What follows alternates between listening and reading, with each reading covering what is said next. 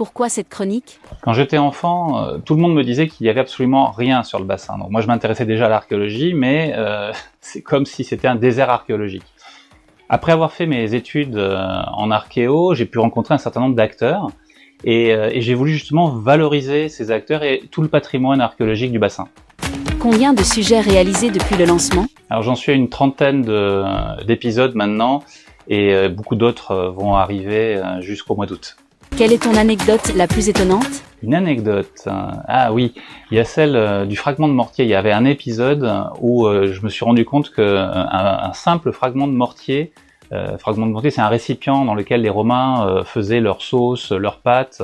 Eh bien, ce simple fragment a permis de pouvoir identifier le village antique de La Teste.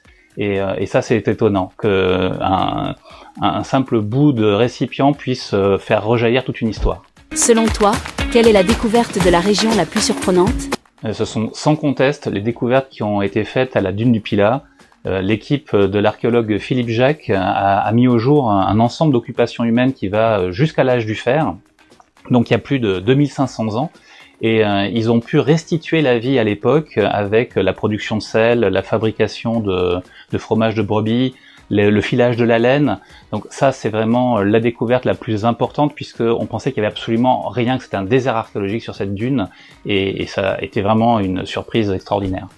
Penses-tu que l'archéologie peut nous impacter au quotidien? Oui, c'est capital.